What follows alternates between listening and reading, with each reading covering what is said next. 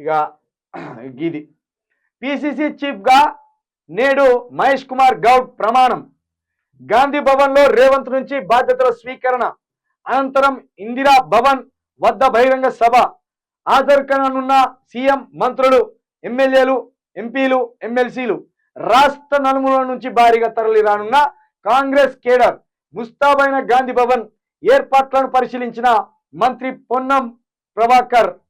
ఇక్కడ ఈ ఒక యాడ్ పడ్డది, చెప్తా దీన్ని మొత్తం చూసుకోవచ్చు. ఇక్కడ ఈ యాడ్కు పెద్ద మనిషి ఇప్పుడు ఈయన మన గౌడన్న, మహేష్ కుమార్ గౌడన్న.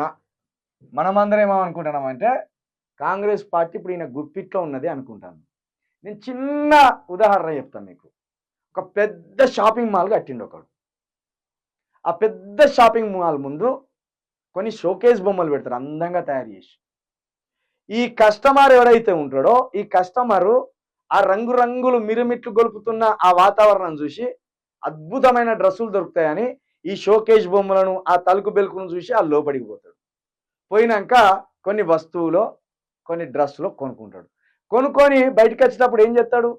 షోకేజ్ బొమ్మల దగ్గర బిల్లులు కడతాడా? ఓనర్ దగ్గర బిల్లులు కడతాడు. సేమ్ మహేష్ కుమార్ గౌడ్ అన్న పరిస్థితి గదే. కాంగ్రెస్ పార్టీలో మహేష్ కుమార్ గౌడ్ అన్న షోకేజ్ బొమ్మ. ఈ షోకేజ్ బొమ్మను చూపించి గౌడ్ల ఓట్లు దొబ్బుకుంటారు. 30 లక్షలకు పైగా ఉన్న గౌడ బిడ్డల ఓట్లు దండుకోవడానికి ఈ ప్లాన్. ఇప్పుడు మహేష్ కుమార్ గౌడ్ అన్నకు అదనంగా వచ్చిన పవర్ ఏంటి చెప్పుర్రి? ఏం లేదు. పవర్ అంతా సీఎం దగ్గర ఉంటుంది. సీఎం దగ్గర పవర్ పెట్టుకుంటే మహేష్ కుమార్ గౌడ్ అన్న చేసేది ఏమన్నా నాకు అర్థమైతే లేదు. ఇప్పుడు ఏంటంటే స్థానిక సంస్థల ఎన్నికలు రాబోతున్నాయి. 42% బీసీలకు ఇవ్వాలని ఒక లొల్లి జరుగుతుంది. ఇప్పుడు మహేష్ కుమార్ గౌడే బీసీ, ఆయన చేతుల్లోనే అధికారం ఉండే, ఆయన చేతుల్లోనే టికెట్లు ఇచ్చేది ఉండే. మేము వద్దంటానమా అని చేతులు దులుపుకొని రేవంత్ రెడ్డి పక్కకు పోతాడు. ఈయన మీద నిందలు పడతాయి. ఇదే కథ. అయితే ఇక్కడ మనం బాగా అర్థం చేసుకోవాల్సింది ఏంటంటే మనము పార్టీలకు ఎడ్డులుగా ఉండడం కాదు, పదవులకు ఎడ్డులుగా ఉండాలి. మనం ఇక్కడ ఉంటుంది పవర్ అంతా. ఇప్పుడు రాష్ట్రపతి ద్రౌపది ముర్ము గారు ఉన్నారు. ద్రౌపది ముర్ము గారికి ఏమన్నా అధికారం ఉంటుందా? పవర్ అంతా మోదీ చేతులు ఉంటుంది. ఇది ఒకవేళ మహేష్ కుమార్ గౌడ్ అన్న పార్టీ అంటే మహేష్ కుమార్ గౌడ్ అన్నకే అధికారం ఉండు. మహేష్ కుమార్ గౌడ్ అన్న వాళ్ళ తాత పెట్టిన పార్టీ కాదు ఇది, వాళ్ళ తండ్రి పెట్టిన పార్టీ కాదు ఇది. ఇది బ్రాహ్మణులు పెట్టుకున్న పార్టీ. ఏది? కాంగ్రెస్ పార్టీ. కాంగ్రెస్ పార్టీ బ్రాహ్మణులు పెట్టిన పార్టీ. ఇగో ఈయన ఇప్పుడు ఖార్గే గారు ఉన్నారు కదా, ఈయన ఎస్సీ, ఇక్కడ దళిత కార్డు వాడింది. సరే, పార్టీ అధికారంలోకి రాలేదు. మరి ప్రధాన ప్రతిపక్ష నేత హోదాన్న ఇచ్చింది ఆయనకు? లేదు. పార్లమెంట్లో మళ్ళీ ప్రధాన ప్రతిపక్ష నేతగా రాహుల్ గాంధీ ఉన్నాడు. అధికారం ఈయనకి ఇయ్యలే. ఒట్టి షోకేజ్ బొమ్మలు. ఈయనైనా ఇప్పుడు ఈ తలను ముందర పెట్టి మన ఓట్లు దండుకోవాలి. వాళ్ళు వెనక ఉండి వీళ్ళని ఆడిస్తారు. ఏంటంటే ఇప్పుడు షోకేజ్ బొమ్మల కథ చెప్పినాం కదా. ఎడ్ల బండికి 2 ఎడ్లు కడతాం, పైన కూర్చుంటాం. ఎడ్లను చంపుతా అంటే ఎడ్లు ఉరకాలి స్పీడ్గా.